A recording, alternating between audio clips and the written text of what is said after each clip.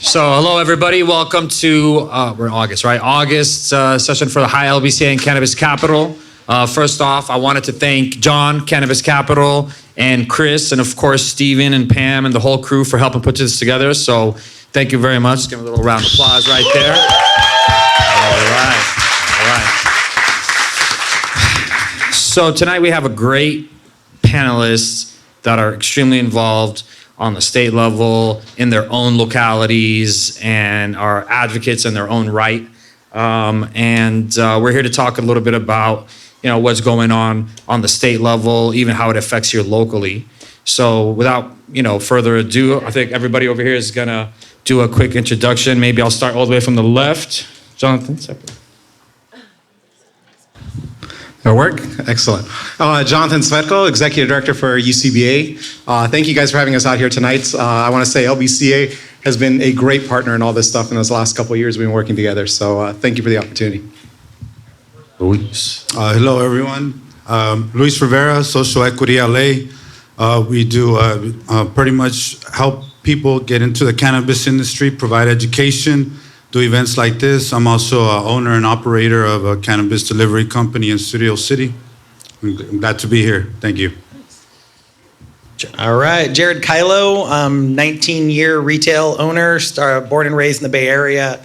Came to Los Angeles mostly to be helpful on Prop D and Measure M. Wrote a lot of those initiatives. Been the president and founder of the UCBA. We're like in our 7th year now, and do a lot of state stuff now. I realize Los Angeles and some of our cities are as large as some of the major metropolitan areas, so we kind of call LA like our own little state, and it's as dysfunctional as anything, but nonetheless, we're all trying to navigate this world together and having some camaraderie and also having people all participate, not just say they want to, but actually show up all the time. That's what this group has been doing a lot over the last couple of years, and we'd really like to share some of the successes we have. Even some of the failures. There's a lot of success in those failures because we grow together, we build together. We realize that if we don't stay together, we're gonna be torn apart. So it's great to be here. Thanks for putting this on. This is amazing. I wish we threw events like this. So, we got something to learn. Thanks, guys. All right, so just in case you don't know me, my name is Adam Hijazi. I'm on the board of directors and president of the Long Beach Collective Association, founder of the Green Room, retail operator, a few other things. So let's get right into it. I think maybe we want to start with really one of the heavier subjects that was going on this year in Sacramento, which was the tax reduction bills that were introduced. I know there was a couple of bills that went up there. And I think an awesome organization and event, the Save California Cannabis event. Maybe you can just let us know a little bit about how those bills went in and where we're at right now and where's the success and the failures. I'll try not to take too much time, but it was about 4 years in the making of being in the room, a small room with SCIU, UFCW, and the Teamsters. And UCBA was there with the cultivation as well as the Humboldt County Growers Alliance. And there was a small group, and we tried to stay together to try to get the unions to agree on what was going to make us successful. And so after about 4 years, we finally came to a place where we had to do a tax reduction bill. Rob Bonta had done 2 bills that pretty much made it nowhere. And we were looking like we had to come to some compromise because there's always one labor union that kind of said no to tax reduction. It was always SCIU because they receive about $165 million a year in what we call Tier 3 tax recipients. So they get a big chunk.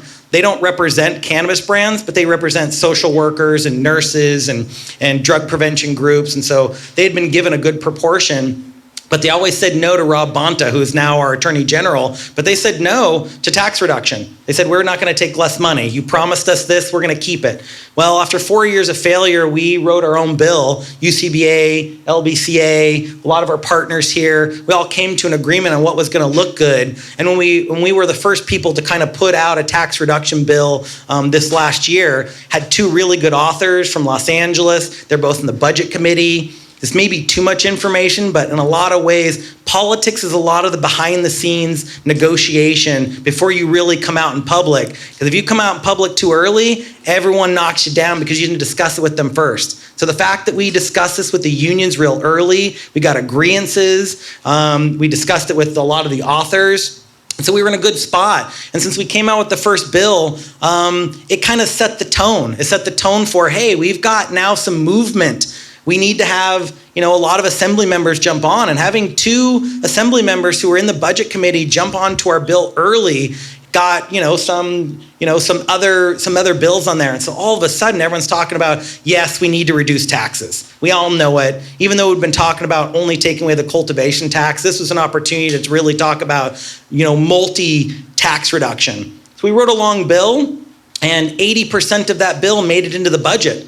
The problem is the 20% that didn't make it in was excise tax reduction. We had made negotiations with the unions to make sure that they got what they needed. We made negotiations with the cultivators, so we took away cultivation tax. All of these negotiations, everyone got something they wanted except the customers. And that's the part that we feel really bad about is we worked hard, and the governor's office is saying, we almost put your entire bill into our budget and passed it. Why are you still complaining? I was like, we're still not sustainable as an industry. That's why we're complaining. And that's why we continue to do this kind of advocacy work, because we're still working hard. And so instead of just being all politics, which sometimes we get a little bit cornered into that, I helped start the Save California Cannabis Coalition, which was 285 brands and companies that instead of talking about politics, all we talked about was our businesses. How many employees we had to fire or lay off because our businesses were much smaller. How many of our investors were asking for their money back because our budgets weren't hitting the proposals we gave them. So we started kind of doing this. And in doing that, we had a really big press release, and it was mostly wrapped up around the fact that we had a tax reduction bill ready to go. And we had over 45 press there, AP, SAC-B, all the major ones. And, LBCA brought in some of the most important information there, which was we've lowered taxes and increased tax revenue. That is the one thing everyone wanted to hear, that if we lower taxes, are we going to lose money or gain more? And we kept telling them this is going to happen, but they're like, prove it. And LBCA finally was the group, and that was the city that proved that lowering taxes can bring in more overall revenue. And in doing that, we had over 1 billion kind of impressions that were on our press release and stuff. And with that billion now, I think what's happened is we've been nominated for the Kiloh Award for advocacy, because all the work we did was so instrumental about telling people the hub and mecca of cannabis is in a problem with cannabis right now. How did we fucking mess this up? So it was a really good story. And I think what it did is it pushed the narrative that the governor said, I want to take credit for reducing taxes. I don't want the legislator to have it. So in a lot of ways, the governor said, I'm going to put all of your initiatives in my budget trailer bill. We had a Zoom meeting with over 85, people. It was all the labor unions, all the heads of all the departments. And the governor said, we're going to put all your stuff in our bill. And we thought, this is going to be great. We don't got to do the work. We don't have to get a 2/3 vote. All those things made a lot of sense for us. And then the negotiations started to happen. Then the behind the scenes pork bellies started to pop in, and then the real needs of the industry started to be taken out. Drug prevention groups came in with 147 signatures from different organizations saying, don't take our child protection money away. And all of this is behind the scenes. It's not really public. And I think what we try to do the most is stay a little bit quiet, be behind the scenes, because if you're too public, you get pushed out, or they won't talk to you because they know you're just going to tell everyone. So in a lot of ways, keeping some things secret keeps us in a place where we can still communicate. But then we found out we were getting screwed. And we did. I mean, the bill pretty much gave everyone something except really the cannabis operators. I mean, getting the cultivation tax, let's be clear, that's $160 million tax reduction. That's not nothing. And so that's a really big win for the industry, but it wasn't enough. And we all know that. If you've been here, for the last 3 days, this isn't enough. Even if you've been here 20 years, you know how different this is from 20 years ago to today. I mean, I don't know anyone who's making money anymore. We're all just struggling to kind of continue to make value, continue to provide things, and continue to do what we love. And that's kind of why I see a lot of people here, a lot of faces I saw 10 years ago in LA. It's just good to see the kind of familiar faces. But the reality is, it took social equity to come in and say, you're ruining our businesses. You said we were going to get some level of reparations for the work and the struggles we went through just by the color of our skin. Now you're going to give us a license and then not give us an opportunity to succeed. We needed that voice. We needed the voice of people who've been in the industry a while and new entrances so that we could show that you promised us a lot and you delivered very little. So here we are in just one space. Getting a Kiloh award, that's an international award for journalism, is important.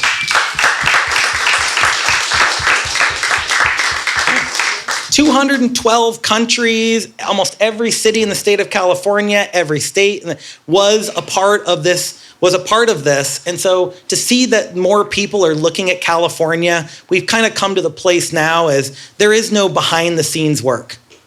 Because unfortunately, we don't have enough money to give to politicians anymore. And if you aren't giving them money for re-election money, they forget you exist and they go back to the old political powers that be. And a lot of times that is labor unions and drug prevention groups and a lot of the kind of League of Cities. So we're kind of in a stuck position where we had money before legalization happened. Now that we don't have money, they're asking for it more and more, and they're listening to us less and less. So we're kind of stuck in a spot where we got to band together and be more grassroots, because grassroots is what's going to bring us back to some sort of normalcy and let this industry have some space. Hopefully, if we have questions, please ask. But otherwise, that's just kind of where we were at the beginning or the middle of last year when bills first got introduced. So that's just kind of an introduction to what we've done together to get started. I know ever since then, all we do is talk on the phone and be on Zoom meetings literally every day. I mean, I see this guy more than I see my girlfriend. So it's, you know, it's good to see, because that's how involved we are as a group. And we try not to be so grandiose that we try to bring everyone into every conversation, because it's hard to run a business, understand the politics, negotiate legal bills, and then also go to Sacramento and testify in person, because otherwise, how do you do it? And then you need lobbyist representation. And they're not cheap either. They're like $10,000 or $15,000 a month. So, you know, raising money's been tough. UCBA has raised as an organization about $5 million. So we've raised a lot of money. We spent $2 million of it on Measure M in Los Angeles. So money comes and goes quickly. We think we're doing the right thing, but when you've got a budget of around $40,000 or $50,000 a month to just pay your employees and pay the bills, it's hard. It's hard to pay membership dues. So that's just one thing that I think I want to kind of put across to what Adam has been doing for Long Beach and really representing Long Beach and a lot of the Southern California needs, because Northern California and a lot of the growers there steal a lot of the thunder when it comes to what's needed in cannabis as an industry. Some of those cultivators are a lot louder. They're a little bit more organized, and they've got a long-term story. Like, the helicopters have been over our head for 20 years. We deserve a space to succeed. And they kind of drowned out some of the culture of cannabis, where the retail sales of cannabis have been happening in Southern California for the last 30 years. They've been growing it. We've been selling it. And so now I think Southern California's voice has become so much stronger because we dominate the retail sales inside the state. And I got to stop talking. No, Sorry, you're guys. good. This is good. You're good. I was gonna. It was that gummy. So maybe, Jonathan, you just, what did come out, like what can people expect in regards to the taxes? The cultivation tax was now brought down. What's going to happen with the excise tax? Anything else that's coming up maybe that we can look at the excise tax, or are we pretty much done for this year? I think one of the things that's kind of really important to know is when we're going through these negotiations, there was a period, for anyone that had a chance to kind of follow this in there, that the excise tax was actually proposed to potentially go up to as high as 19% within the first year after this passes. So they're like saying, hey, look, we got this great success. We got rid of the cultivation tax. We didn't take care of the wholesale markup rate. That's a whole other thing I'll let Jerred get into in a little bit too. And then they said, but we want to have this backstop here where we're going to say, if it's not really bringing in the taxes that we thought we would, so we could take care of our drug prevention group, third tier providers, everyone else, then we can raise this up to 19% after the first year. And that just made all of our heads, I think, explode at the time. I can't tell you how much work we put into to ensure that that was going to be frozen in place for a much longer time, but that doesn't mean that it's still going to be like that going forward after that. So there's still a lot of work left to go into these things, but I think those are big things that, as Jerred kind of said, we had a lot of really good wins. There were a couple of failures, maybe that's a strong word to kind of put into stuff, but we're learning from them as well too. And we're seeing now, okay, we bought ourselves more time to see how we can actually grow as an industry. For me, as my role within as executive director for UCBA, I think one of the biggest things I saw that the industry needed when I first had the opportunity to come join UCBA 2 years ago, we were segmented.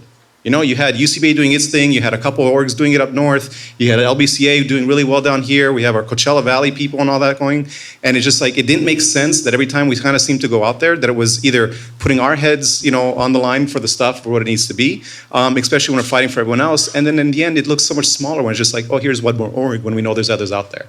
What I'm really proud of is in these last couple of years is that we have had these opportunities to do better about coming together and realizing a lot of these problems are really shared amongst us. So I put that forward because, when it comes to Adam's question there on the tax stuff, we've got a lot achieved really well here, but there's still so much work left to do.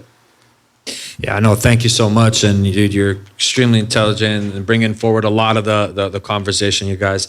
I mean, Luis's voice was definitely instrumental coming from an equity perspective on this conversation.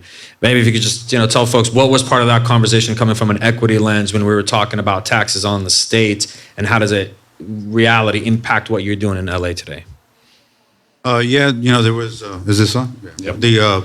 There's some incentives for social equity operators, some incentives for tax reduction, and then there's employee rights protections as well. So those are just some of the things that, we wanted to advocate for. Ultimately, I think what everyone hit on the point here is that we're a collaborative coming together. At the end of the day, there's a lot of issues that we all have, the legacy market, traditional market, social equity operators, anybody coming in. But we were all fighting separately. So this was really a good example of us coming together, trying to get some common interests, some common wins that we know could pass, because regardless of, where you're, what you're doing, what industry you're involved with, we need people like us at the table advocating for it. I come from public policy. I worked at the mayor's office for many years and did all the politics and helped a lot of businesses and other industries. And similarly, if we're not here advocating for tax reductions and showing how it trickles down from, or does not trickle down, right, from cultivators down to the consumers, then they're not going to change that. So those are some of the things we did. And, our goal is just to continue to provide, access, inclusion, diversity. I'm black and brown owner, our peoples. We want to make sure we're represented, women are represented. And, I was formerly incarcerated, and just making sure that people like us, as they said, really have an opportunity to get in this industry and to thrive, right? So, yeah, man, thank you for sure. So, every single year there's, I don't know how many dozens of cannabis bills that get proposed. And, I've maybe kind of geek out on some of the cannabis policy, whether on the state or on the local level.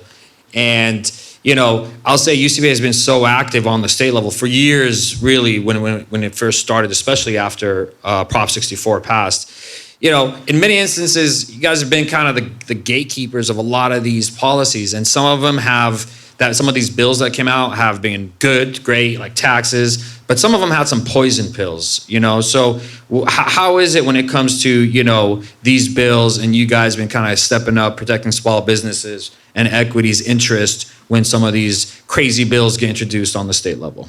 Well, right now we're dealing with a bill called AB 1014. It's a delivery bill. This is the 4th year it's been run. And the other 3 previous years, UCBA almost had to do it single-handedly because there wasn't a lot of inclusion from all the other locals into the state policy side of things. And so all we were really trying to do is saying, hey, you can't just run around with $25,000 in a delivery car driving wherever you want. There's already established zoning rights, people who've been waiting for a license for 3 years, put hundreds of thousands of dollars into ballot initiatives, community communicated with city council members, got the industry ready, got their neighborhood councils, put community development money together, and then you're just going to drive in and take all that? And so we'd always kind of said, you know what, if you want to go into markets that don't have existing retail or don't have existing laws, then great, do that. We need expansion.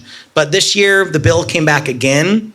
And this year it's asking for $10,000 of unordered product in a delivery car. And we said, okay, that's great, as long as they're not going to come and park next to like my existing dispensary or an existing business, then that's fine. And we keep offering amendments to say, hey, we'd like to make this bill more palatable for the existing operators, so we don't give up what gains they have done. Because if all we're going to do is shift chairs around the Titanic, then we're still all sinking. And we need to do something different. And that's constantly sometimes the narrative, which is if you're just going to shift tax dollars and money and revenue from one failing business to the next, then we're really not getting anywhere. And I think we've plateaued right around $4.5 billion of sales. And even though we were looking like pretty good during the pandemic, we kind of saw that may have been like kind of a false spike.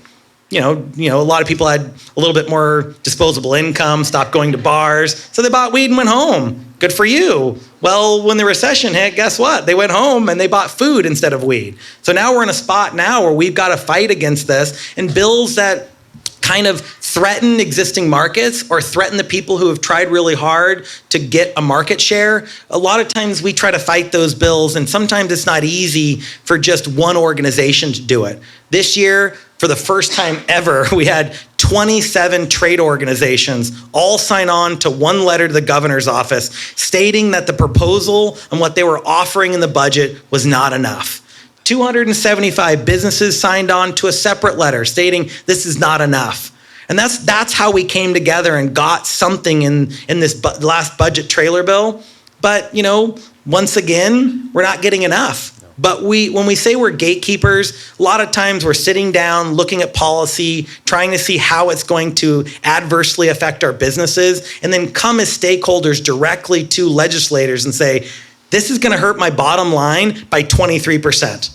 And it's not anecdotal information. This is what's going to happen to my business. And that's when we start to talk about how we're going to have to lay off employees, what it's going to look like for these existing markets, where the tax dollar is going to go. So we talk about being those gatekeepers, and a lot of times it's not easy because you're the face of something that is trying to take from someone else. Because if there's only a limited amount of taxes and we're like, we want those taxes back so we can be sustainable, they think you're stealing from their members. And imagine trying to tell people like, hey, we want more tax dollars. And like, are you going to take this away from kids?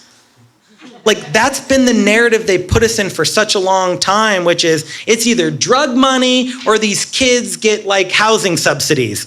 It's like not hard. It's really hard to go in front of a big group of Congress people and tell them, we want that money, fuck the kids. You can't say that. And we don't want to, and it's not what we want, but we need to find sustainability. But when they put that as the narrative, it makes us look bad because it's hard to say those things out loud, but we want to survive too. And we can't pay taxes unless we have a thriving business. And so that's where we're at. We got one other bill this year, which is called, SB 1186. It's an attempt to allow everyone who's a medical delivery company to deliver anywhere in the state. And we're like, that's great. Okay, medical's great. But then they put this caveat in the bottom that said, you'll be able to create a physical presence in any area you deliver to. We're like, wait, a physical presence? What does that mean? You're going to open up a dispensary or a pop-up shop or a taco truck? What do you mean physical dispensary or physical presence? And so we've been fighting the physical presence side of it. Because, it's just a term in the bottom of 78 pages of legal jargon. And we're like, wait, how is this interpreted? And we're like, wait, can you park in front of my business, set up like a taco truck and have a big sign that says, "Our weed's cheaper, buy it here"? And they're like, well, yeah, but is that wrong? We're like, yeah, that's wrong. So understanding the nuances is so important. And it takes multiple eyes to look at it from their perspective to find where the poison pills are, because there's a lot of them in there. So those are just a couple of bills that we're still fighting for at this moment. I mean, today, I think we're all on the call for like 3 to 5 hours just today trying to talk about what's going to happen in the next floor vote. So, but I want to be clear that wasn't 3 to 4 hours just amongst us talking. This is talking to senators, talking to other offices, getting all this stuff put together. Our lobbyists back and forth. There's constant negotiations going on.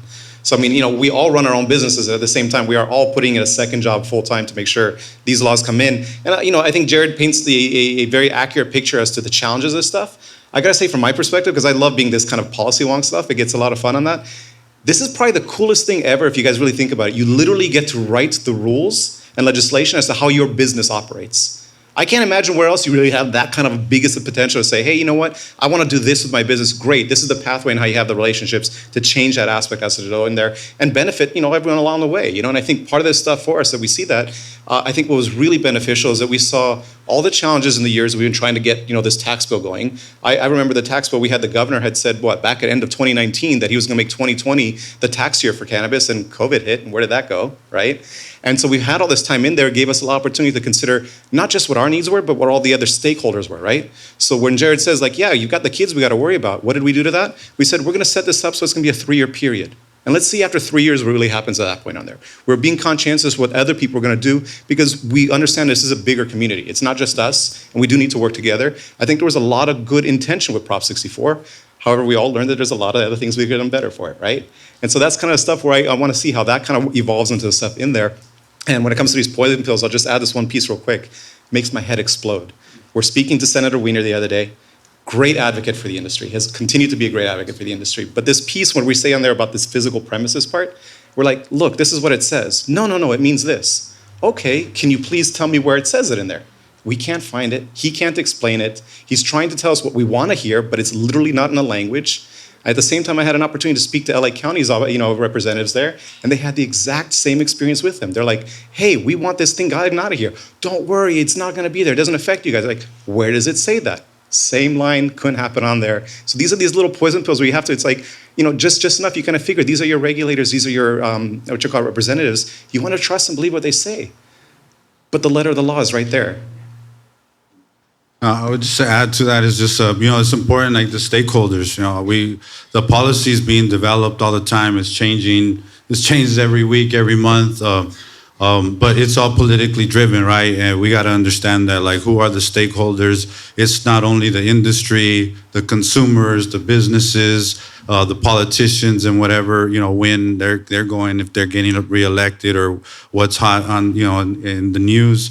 But it's also making sure that the consumers were really at the table. So with us, we're really making sure that those laws are really thoughtful, right, throughout the whole process. So we got to make sure we're at the table, as they say. If we're not the ones at the table, then you're probably the one being served. So you got to make sure that we're represented, the stakeholders. You understand who really has impact. For example, the trade unions really rule a lot of any policy when it comes to employers here in California. So if you don't get through the trade unions, or if you're not, certain bills aren't aligned with them, you can go to, whatever, your bill is not going to pass. So understanding what stakeholders you got to talk to come, to make sure that they understand what that bill really is, because they're not as consumers like us, right? Or they're not even small business owners like us. So when they're up there in Sacramento or City Hall writing the policy, they're thinking, oh yeah, let's put one more regulation, or let's do this, or let's do that. And they're not understanding that all this things adds up. And at the end of the day, it's costing us money. To Jerred's point earlier, it's like, people were buying weed legally, sure, but as times got tough and COVID money went away, and everybody started going back to the traditional times. So we got to make sure that the taxes aren't inhibiting people from buying legally and growing our industry, right? So just going back to, like I said, echoing that, we really need to know who we're targeting as we're developing these laws. I know, absolutely. Well, let's not forget that the unions actually got us legality. Like in Los Angeles, we wouldn't have had Prop D, Measure M, or anything if UFCW wasn't there to usher us to the table, speak for us, give us shirts and all and all of their workers and go march in front of the Capitol of Los Angeles to get things done. So, it's sometimes hard to find the balance between the people who brought you to the promised land and the people who can take it away from you. So finding that balance is important for all of us. And I think we all want worker protections. And I think this industry was built on trust mostly, and then it was built on relationships. And the minute legalization came around, it wasn't trust and relationships, it's who's got a number that says they have a permit holder, and it changed the way we dealt with each other. And I think what's happening now is we're seeing that system doesn't work. It doesn't work to just deal with people you don't know, because in the end, what incentive do they have to stay in your community and make sure that you're successful? They care about themselves. And I think what we need to do as a group, and this is why this group's important, is we need to kind of tighten up our ecosystem. Not everyone's gonna survive in cannabis. So we got to look around and go, who do we want to be with us next year and the year after that? And we need to protect each other and buy each other's products and have meetings like this where we support each other and we support the business. Because just because we say, I hope you're successful, that's not enough. You need to buy my product, promote it with me. We need to do that together, because there's a lot of multi-state operators who are ready to just kind of lose money for the next 3 or 4 years and then swoop in and then tell the government, we can't be sustainable, lower our taxes, and then they own the market share. And so we're trying to find, can we as a smaller ecosystem actually compete against multi-state operators? We're gonna have to, because we don't really have a lot of other choices. They got money and they got time. And we don't have either of those anymore. So we either need to find, we need to find each other and make sure that we push on the people so that we decrease the amount of time we gotta wait to be sustainable. So I think that's the best part of coming together like this, is finding commonalities, buying each other's brands, supporting each other, because really we're not in competition with each other. We're in competition with an illicit industry mostly. And I can't even say illicit. God, we were all there for such a long time. I hate to point fingers and go, you're illegal and I'm not. It's just, you're taxed and I'm taxed and you're not. That's where we are. And I'm upset that I chose taxation over not. Maybe I was wrong. But so maybe I'm jealous, because I miss the old days. But the reality is the future is not looking over your shoulder, knowing you're doing things legal, providing for your family, having a mortgage that you're not paying every month in money orders. Those things are important to us to feel comfortable moving on. And if you've been in this industry long enough, you want to have some comfort.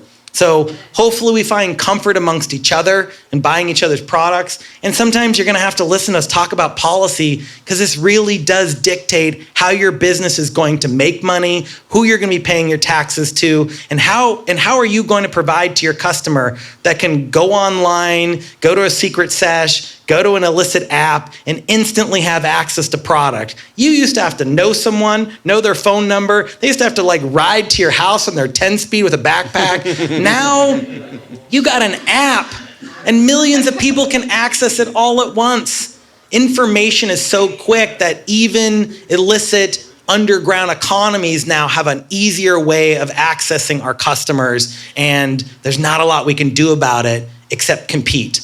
And we've always been able, when everyone was not really paying taxes, there was a few, but for 25 years, we were all kind of in this together under Prop 215, where the market kind of balanced itself out. We didn't have any vaping crisis when we were all just we didn't need test results to provide for our community and make sure that we didn't get a bad rep in the industry, because a bad rep meant everything. And now, I don't even know what it means to have a bad rep, because it comes and goes so quickly. You're one Instagram post away from losing your customers, and it's sad, but we need to compete. And what we're doing at the state level is finding a way that our small businesses can still compete with our competition, which don't pay taxes. And I don't know how else we're gonna lower our prices by 50% to really be price competitive. But we're offering services, we're offering test results, we're getting more education. Those kind of things are the services this industry brings now. We're not as much of a commodity as we used to be. We're a service industry, and we need to really push on the service side of things so that we really can differentiate ourselves from another product that's half price. Because is it half quality? Probably not. but we need to tell people it is so that they're willing to pay the taxes. And a lot of times, some of our products are more innovative. The fact that I can tell you that it's 1.46% pinene terpenes, hey, you ever heard that before legalization happened? So we can differentiate ourselves. We just need to do it. And we need to do it as a group. We need to know what a plastic baggie of weed is versus what a jar that's labeled and branded and tested. We need to separate those as much as we can because there is value in the legal industry, a lot of it. And we keep adding more and more every day. But sometimes the customer slips back to old habits, which is maybe I don't mind a plastic baggie. Maybe you say it's sour diesel, but I got no fucking clue what it really is. And they just said it is because this is what you said you wanted. We're changed and we give people consistency. So hopefully that is what we build on. And the fact that we've got brothers and sisters here who have been with us for a long time and want to be together into the future is what we have to do today. So hopefully we continue this. Maybe that was a tangent. Gummies, love you. At least I knew you were only 2 milligrams. See, I knew that. So, those are all really great points. And just to add a little bit of flavor to, like, for example, that delivery, the medical delivery bill with the premise in it, right? So that is such an important bill, which is supposed to be intended for the bill of expansion, right? Expansion throughout the whole state, right? To be able to provide safe access. Most of the cities right now have a ban. But what ended up happening is you had multi-state, but multi-million hedge fund type of company pushing these types of conversations on the state level. And they're going around and they're telling people, well, we need to be able to do this because we have cannabis deserts all over the place. And we want to be able to provide for people that need cannabis. I don't think anybody's going to disagree on it. But it's indigenous because what ends up happening is those same companies, they never are going to go to those cannabis deserts. Who the hell is going to go drive 3 hours where there's no cannabis? They're going to end up in Los Angeles, in Orange County, in Long Beach. So it's this kind of effort to kind of, fool the legislators that, hey, this is an expansion bill. But then when you find out who's behind it, what kind of mark is trying to lose. So those are the type of poison pills that organizations like this can kind of look and fight against, because at the end of the day, folks, and I consider myself a small business. You got equity. We've kind of bootstrapped all of our businesses. But when you make competition unfair in a way through legislation because someone can pay more than the other, that's when this grassroots really makes a difference. Because if we don't do nothing, they will definitely take away what we have in this industry and turn it into something completely different, the corporate cannabis in the sense. But I think also one thing that has been extremely, just cool, fascinating to see, we've been involved in a lot of local legislation, like in Long Beach, right? But I want to ask, what is the type of conversations and with who when you're talking on the state level, right? What does it take for you guys to effectively communicate on that level in Sacramento? Who are you talking to? What type of conversations are coming up? And how are you guys getting around them? Looking at me to talk more? This I will, open. but This is open. Go for it. Start it. Yeah. Really, it's about getting involved. The conversations, like you said, unfortunately, it's not, the traditional smoker here having the conversations with the politicians up that are making the bills. But really what it is it's back to the stakeholder conversation. There's certain people that are there, the corporations, the different policymakers, their representatives.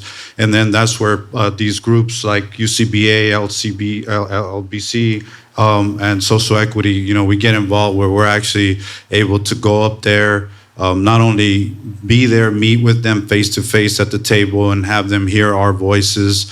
We make sure that there's legislation letters being written. Really, like I say, is professionalizing the industry. Said these things happen where every other industry. They have trade representation. They have lobby days. Recently, I think in March or April, I was able to go with the group of operators to fight a bill that was going to pretty much create more competition for local social equity retailers and these are the things that I'm able to do with these groups, and these people right here put us with the right people at the table, so that they're hearing the voice that they need to hear, and truly they're hearing the voice from like an advocate like me, someone that's social equity, because they don't see how their bill or their amendment or their tweak truly impacts us as operators and the kind of impact it has. So on that note, I mean, maybe you guys can add to that. Let's do an exercise of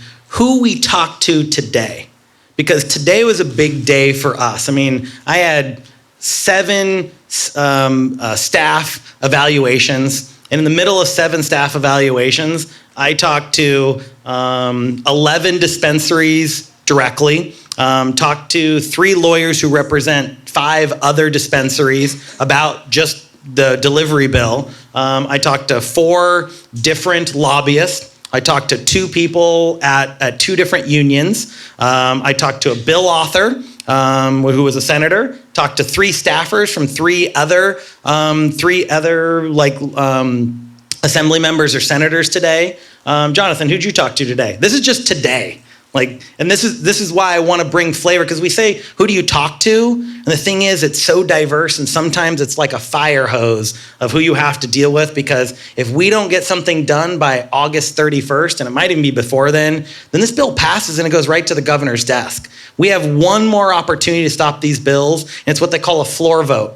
So what happens is it goes through about 7 committees, and it ends up in the final floor vote, which means we need to get a majority of senators to all vote for the bill in one way. And so since we don't like the bill and we're trying to either amend it or kill it, we have to convince close to 27 senators to vote against this bill. Otherwise it passes. So every single senator and their staffer we have to talk to, explain what the bill means, how it negatively affects us, what the unintended consequences are, not say that the author of the bill is horrible, because they're usually peers. So we have to play this dancing game. But Jonathan, who'd you talk to today? Well, I was going to add on to that. I got to be part of his list, which was great. So I got to be joining on those calls. But I think some of the other stuff that I'll add to that, and where some of the calls come in, is also when we focus on bringing this legislation, it's about the representatives we're looking to, right? So your local assembly member, your local senator, all that going in there. But then we've also really been learning about how, especially with this bill in here, how important it is to actually bring in now our local jurisdictions. Right? So some of the things that we've been doing now actively is we've actually got the city of Los Angeles that has now asked us to actually write a resolution that is going to hopefully pass next week, to where they're going to be actively putting in their own lobbyists to come help support us on actually getting this bill either taken care of, killed, or otherwise. Similarly, we're doing that with the county of Los Angeles as well too. For those of you that know, county is coming online with their own program. They're going to be very heavily focused on social equity program for that. And now they're seeing how this bill absolutely undermines everything that they're trying to do to build wealth within that social equity program for there.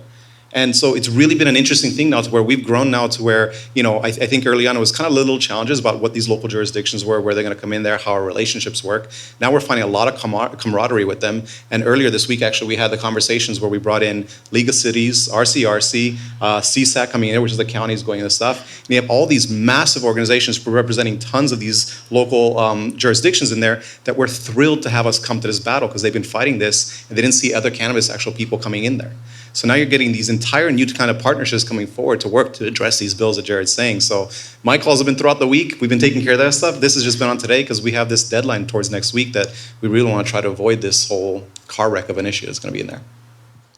Yeah, I mean, and that's just a snapshot of the types of conversations that are happening. I mean, it is an immense amount of energy to be able to circle. I mean, and within the coalition, like for example, there's the San Francisco retailers, right? And then in many instances, you got to be very strategic, right? So we need San Francisco because that senator is holding this bill, right? Or if it's Long Beach, if it's a senator from Long Beach or an assemblyman. But the amount of work to get legislation done is immense. If you see anything on a locality, it's 10 times worse, 10 times more daunting, and most of the time you're dealing with people on that level that are 10 times more funded than you are, right? And that is the biggest issue, right? Because they're grabbing these funds and they can drop them, and then versus kind of having the grassroots. So definitely hats off to you guys. It's so much conversation that happens, all the time. But with that being said, I know that, there's a lot of legislative stuff that happens, but it's not only the legislation. I know that a lot gets dealt with the Department of Cannabis Control, right? And what, and I know that you guys engage with the DCC a lot. What's going on over there? And what do you say is the best way to really be one voice when it comes, and does that really make an effect when it comes to talking to an agency versus the legislators? Well, right now, the DCC just came out with 45 new regulatory proposals for us. 45 brand new ones. And so we have to continue to communicate to the DCC, since you've got a 45-day comment period. And if you don't make a comment in 45 days, a lot of times the regulations gets codified into law, and then now you're dealing with it. And a lot of times, guess what? Has the DCC ever sent you an email saying, we're changing 45 rules, would you like to comment on it? No, they fucking hide it because they don't want you to comment. They want to do what they want to do. And if you're not there being a gatekeeper, they're just going to do what's good for them. And I realize that even the DCC is supposed to represent the cannabis industry. They kind of represent another government regulator. That's really it. If they represented us, you know what they'd do is they'd poll us. They'd inform us. They'd tell us what the laws are, and they'd ask for our opinion on how it's going to affect our business. And since they don't do that, we have to storm them, demand to see what's there, find commonality amongst a lot of groups, send group letters that go through every single regulation they're proposing and saying why we like it or dislike it. Even before the regulations came out, we had to give them proposals of what we thought they should change.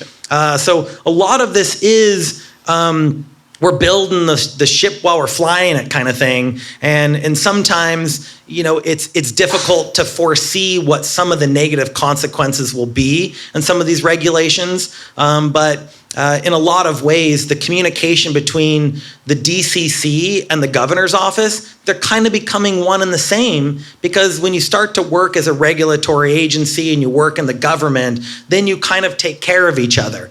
And that's kind of what we find, that if you're just going to have the cronyism of taking care of each other, meaning like all the government agencies and keeping your job, and as soon as you lose a job in one agency, all you do is move to another government agency and take a new job.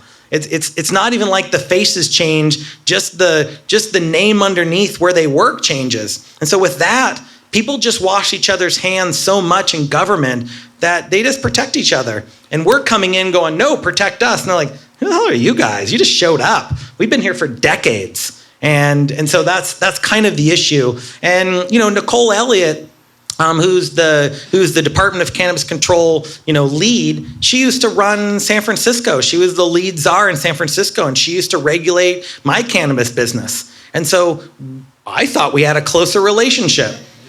But the problem is once you get into that kind of position, you have to take care of all the other government agencies and make sure everyone looks good. And it usually leaves people like us in an industry like ours kind of out in the cold, wanting to come in, where it seems like it looks all nice and cozy in there. We guys just take all our taxes and spend it. I mean, do we even get, I don't even think we've even gotten a financial report of where all our permitting dollars go, because that's pretty much what funds the Department of Cannabis Control.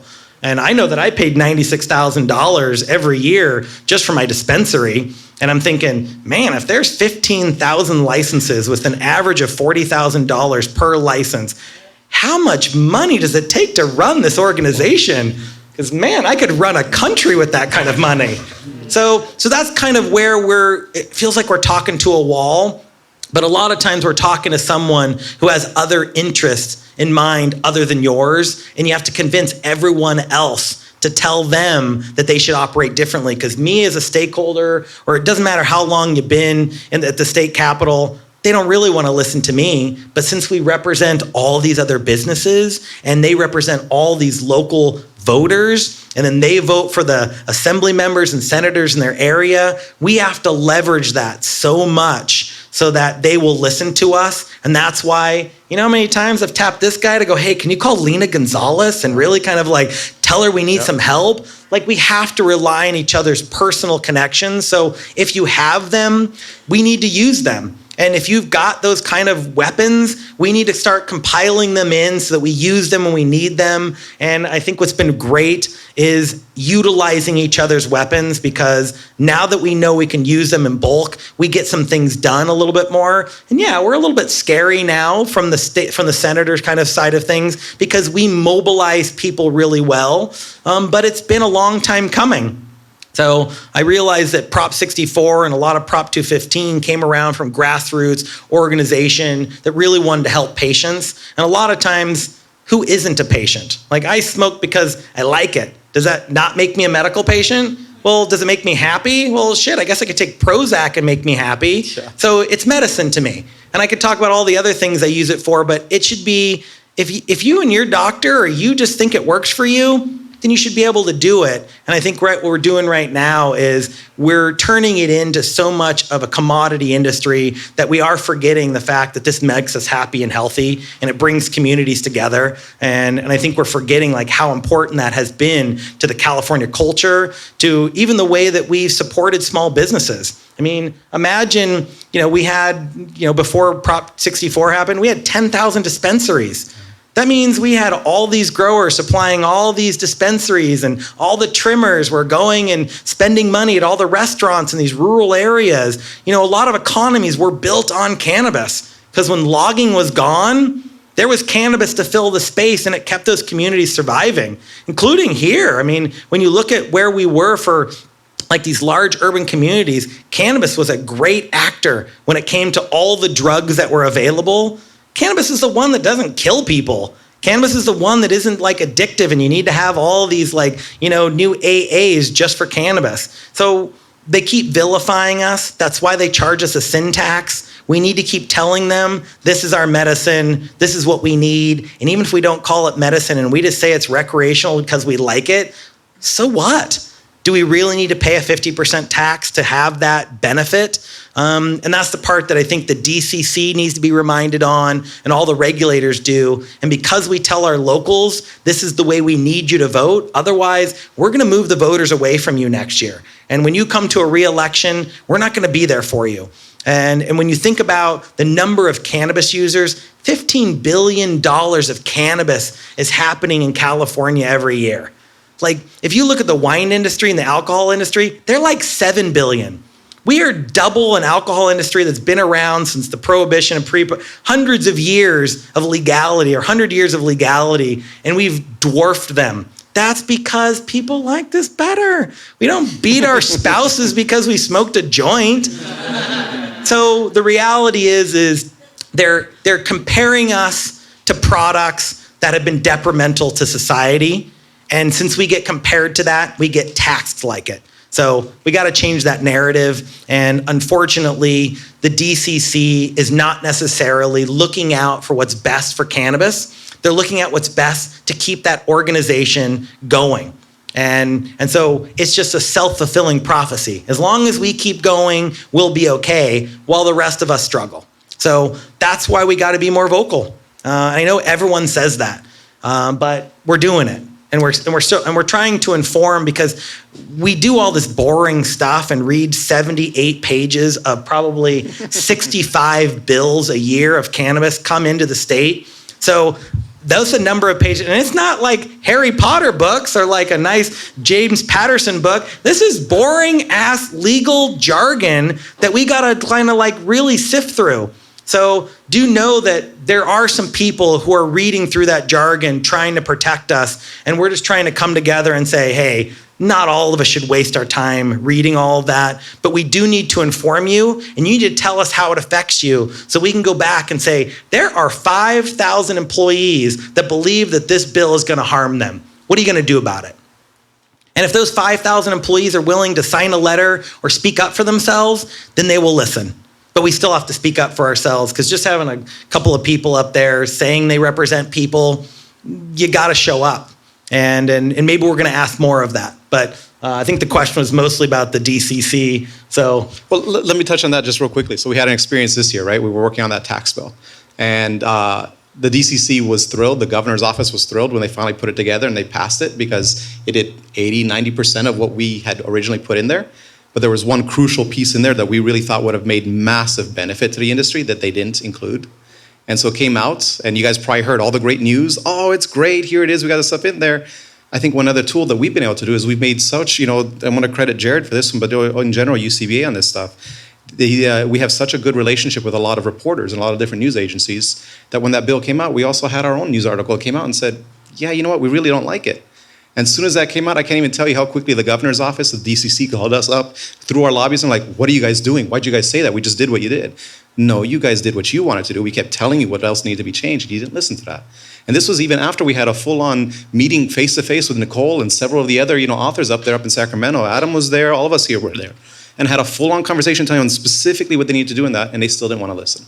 So what comes in the end? You have this great other tool that comes forward is where you have the public forum of news agencies that kind of still put them out there on blast and not, like Jerred said, just everyone kind of being cronies up there and helping each other out. So, the work still goes in there, but I also want to really emphasize one thing. You have a lot of work that you can see that we do up here on that. I really want to put a lot of credit to our lobbyists as well. Our lobbyist I have so much admiration because you kind of think like, here's a lobbyist, they go up there, do this thing. But you start realizing how much respect and relationships they know between the different assembly members and senators up there as well too.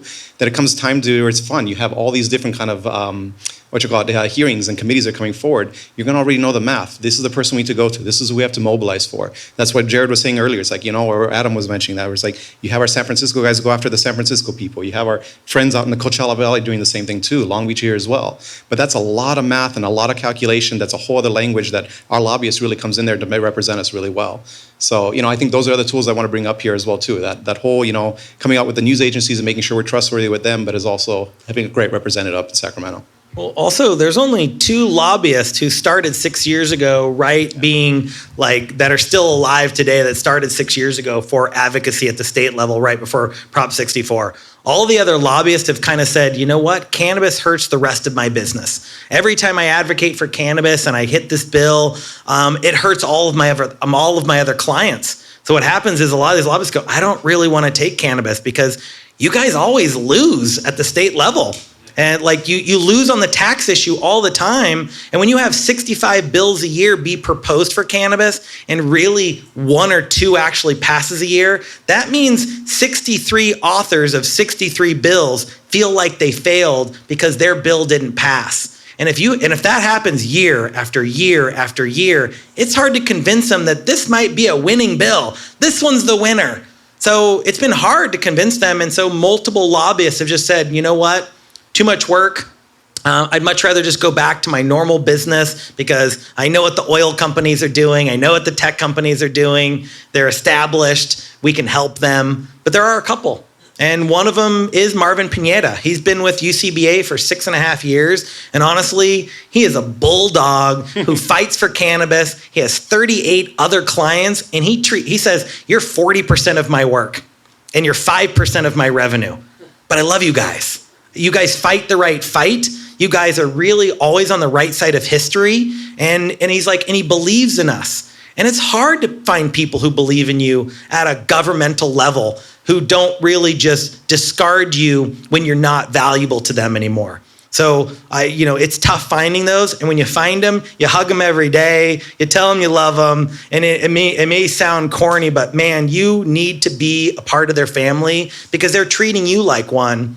And that's why we look at each other now as family because we want to keep being on this stage telling you how we're fighting for cannabis because if we're not, that probably means our business has failed and we're kind of having a tough problem. So we want to be here. We like this work and we like fighting for people. And I think that's what gives us reward. Just like, being here, giving customers their product and having them come to you and say, you know what, I haven't felt this good in 25 years.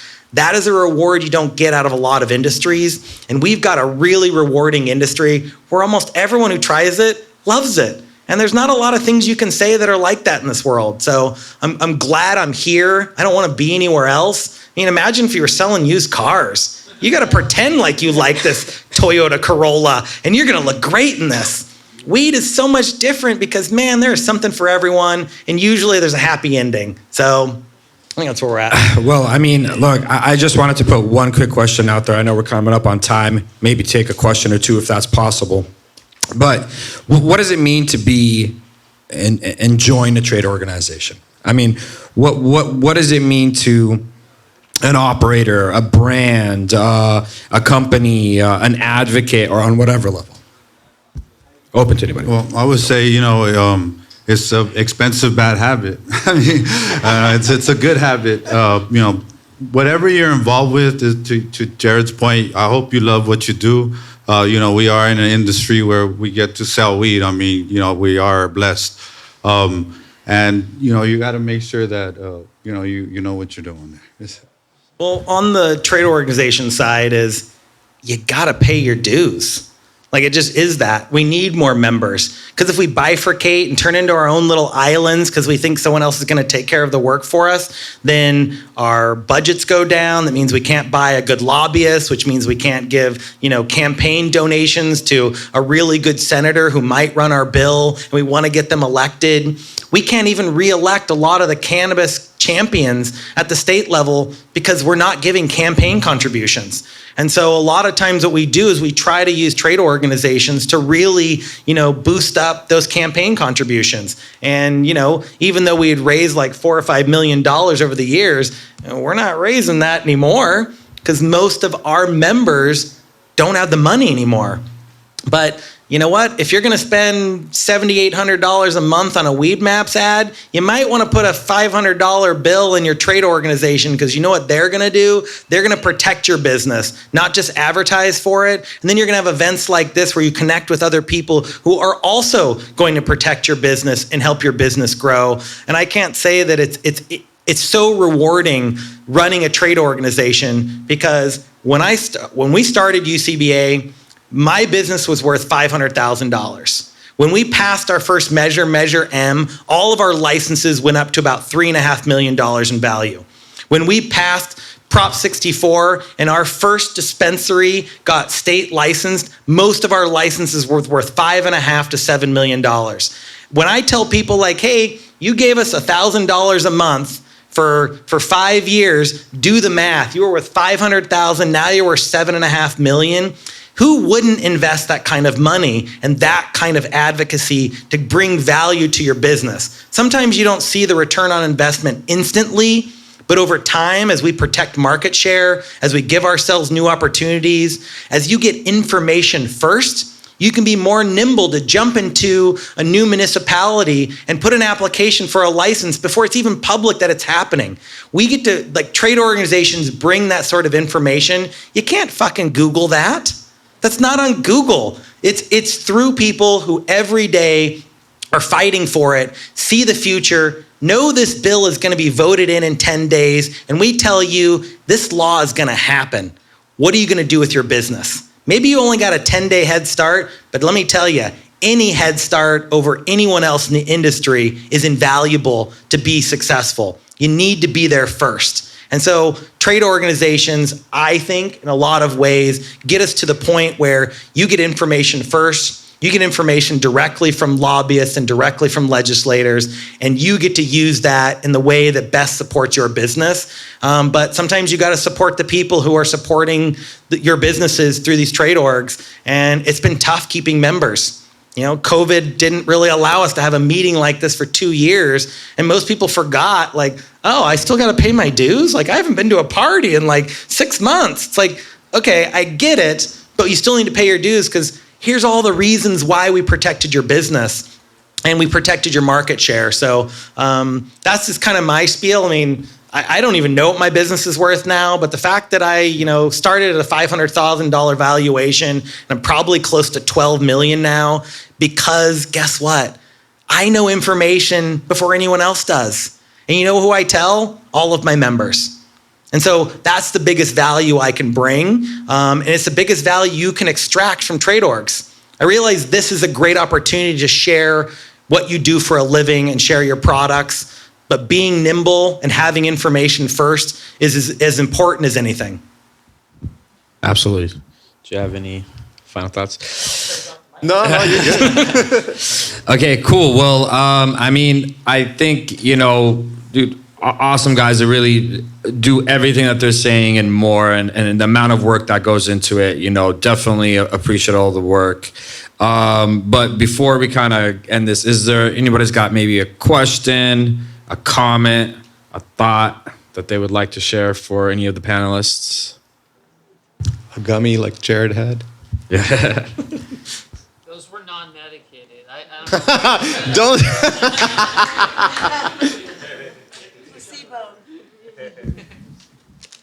So what's been the most pressing issue, do you think, most recently that you've been working on to help advocate for? Cultivator bill? Yeah, I think so. Yeah, I mean, taking away the cultivation license, which everyone kind of agreed was going to be the best way to lower taxes. And it wasn't because everyone's like, oh, cultivation tax should be removed. It was because the head of the California Department of Taxing and Fee Administration had no idea how to audit it. And they're like, oh my God, how are we going to determine how much weed is going to be grown under a 1,000-watt light and how many square feet? So they didn't know where diversion was going to come from. And since they didn't know how to audit it, they didn't want to be responsible for it. So instead of taking away the cultivation tax because we really fucking needed it, they took it away because they needed to take it away because it made their job easier. It's the same reason why they moved the tax collection of excise tax from the wholesaler to the retailer. Guess what? Now they don't got to go through all our metric transfers, see who you paid wholesale and retail price for, audit you. All they do is look at your receipt now. Well, starting January 1st. So a lot of the stuff that happened in the trailer bill was really just to make their jobs easier. And we had some benefits from it, but some of the benefits, I don't know if they're going to be long lasting. So the cultivation tax and kind of changing tax law was really probably the most important thing we did this year. I wish we could have got more, but the reality is 168 million ain't nothing.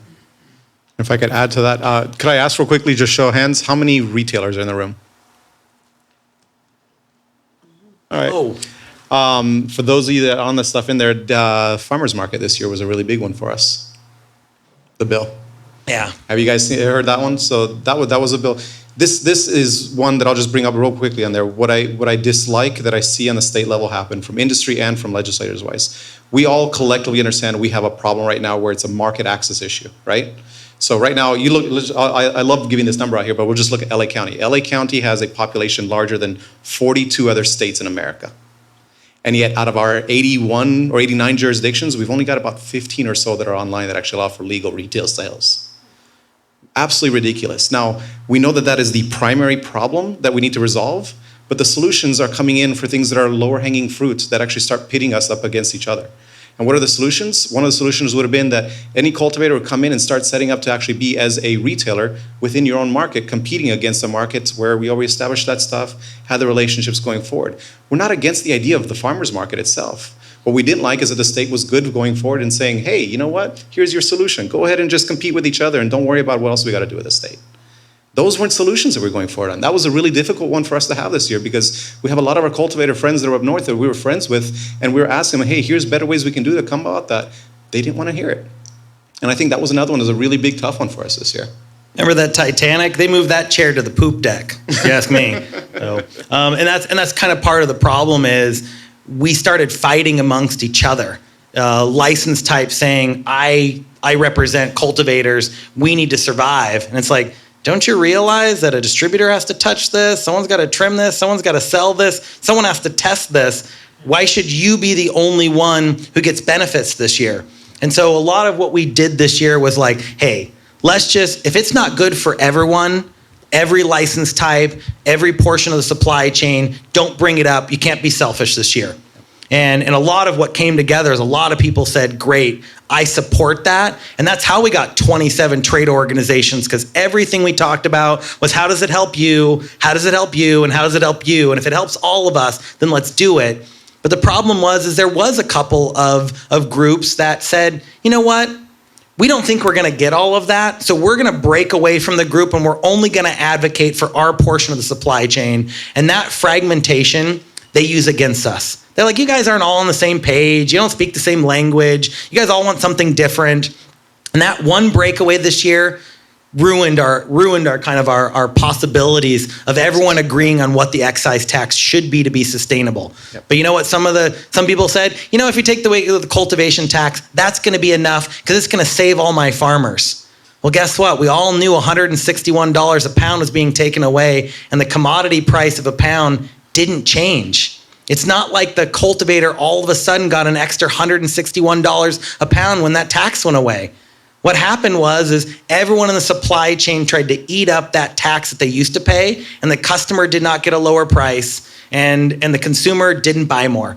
And a lot of times what happened is the cultivator didn't really get offered more money, $161 extra. They get offered what the market price is. And so sometimes we make miscalculations. Sometimes we fight for our members and we do it blindly and we don't realize who else it's going to affect. And sometimes that effect really does hurt people, because this year we had an opportunity to really stand together, and there was one big organization that stood on their own and said, we're the only ones who matter.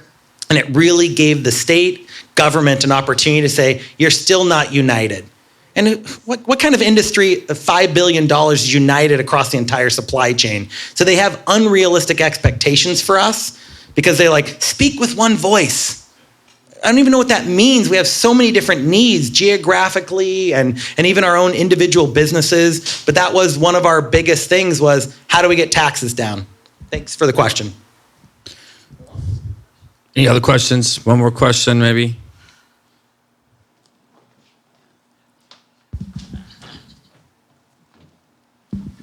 First of all, I just want to thank you all for what you do, because my head is spinning after this, and it's not the weed. So it's just incredible, the detail and the time and effort that you guys are personally throwing down into this for all of us, for all of California. So thank you for that. But with all that being said, California's pretty fucked up. So is there another state model that you guys think is better, or a system that works better that's currently being used, or are all the models fucked up? Option D, all the models. But that said, though, some of the things that I saw this year that I thought was better. Last couple of years, we had been having to deal with, how we regulate hemp products properly, right? Were they going to come in to compete against the cannabis industry? Is there a way we could participate on that together? And I think I want to hand it to New York, where I had seen where they actually kind of worked better with a model on how they could integrate the both, but also tax them in the same way too. So, taxes, for instance, some of the stuff, and I see what Long Beach has done here, it's an interesting thing that people seem to be, we're having the discussion about how we're going to lower taxes. But no one's saying anything about, hey, there's a lot of money can be made on the hemp side as well too. So why are we always the ones taking the burden to do these things on here? Why don't we find a way to actually, collectively bring this on and do it together, right? So, when it comes to that model, I think New York was probably the best one that I'd seen on there. I think generally, from my perspective in the cannabis industry, I work with a lot of local governments and bringing them online, building their ordinances in there. And what I've seen as a theme, it's not been so much about what is the best practice, it's about what have you learned not to do that someone else has done. And it's a shame, but that really is that, right? So you start seeing hey, this jurisdiction did this wrong, this one did this wrong, and through process of elimination, you start seeing what the better practices are. I will not say that we have gotten anything that's a great template that'll work one for every jurisdiction on there, but what we are doing really well with that is we are building these relationships with them to where they now trust us to come in there and have those conversations. So we're not like the drug guys that are coming from the outside on the stuff. We're actually a legit industry that actually cares about the community coming forward on that. I saw that actually happen this week, where I was really thrilled, where you have the League of Cities, which has been always so much against the industry itself on that. You have the CSAC, which is the counties, and others going in there, and they've all said that they've been working on an actual way to actually expand the market in what they consider to be responsible, and have now invited us to actually participate in those conversations with them. So where we're really excited is saying okay, you know what, we don't know what the whole fix is here, but we do know that the better way to get the answers is to bring in all these different stakeholders who are going to collectively decide how are we going to actually bring this forward on that. So it's just not a lonely fight in the process. I don't want to say every state's better.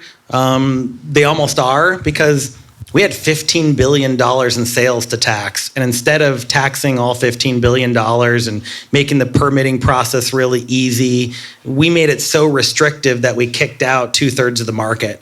And I think we didn't tax low and allow everyone to be included, because I think that would have been a better model. But we had the largest cannabis, kind of community and ecosystem in the world. And the fact that we had the biggest opportunity to make the most money and include all these people who are the purveyors of the best weed in the world, we went, you know what? Why don't we just grow mass amounts in Salinas? Why don't we just kind of just do bulk amounts? We didn't allow the people who were the stewards of this industry to guide us a little bit further.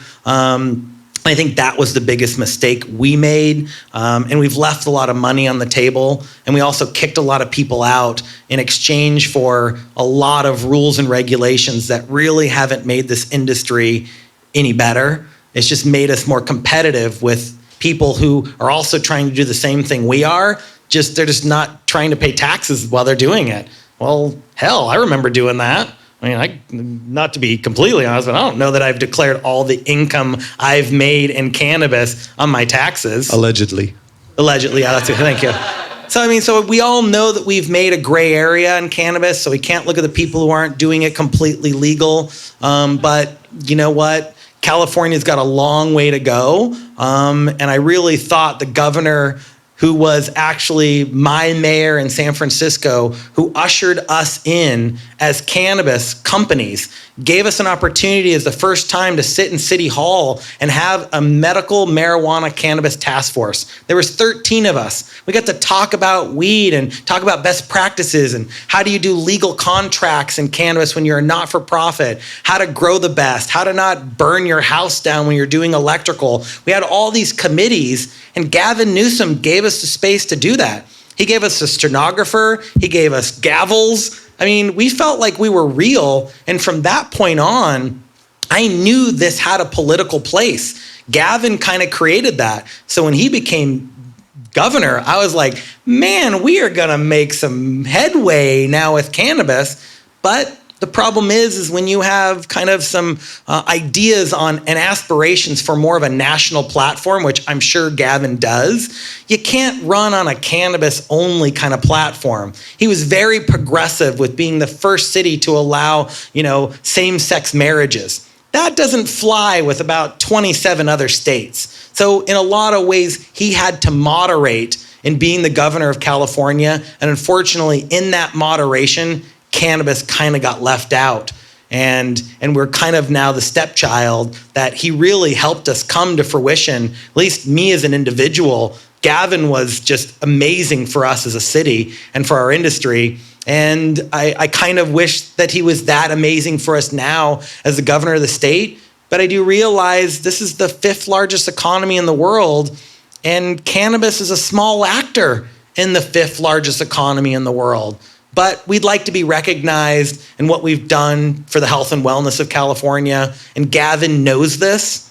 And sometimes I think he avoids it. And that's the part that makes me sad, because we could do better. And he could be the person that really brings this whole California cannabis as an international brand. But now we're kind of like, is Candescent an international brand? It's like the problem is we're not letting California be that leader in the best products in the world, because now we're fighting over it. We're fighting over who's legal and who's not, who's got the genetics that are on Instagram. So it's unfortunate, but I think we've made a lot of headway. Hopefully Gavin can really help us out in the last years before he leaves office. But for the most part, to your point, thank you for recognizing the amount of work it takes for us. I've run this organization for 6.5 years, haven't taken a salary. 35 hours a week on average is what I give to my organization for free. And in exchange, I get relationships and I get to lead an industry and I get to feel very much rewarded for the work that I do, because I know how many people I help.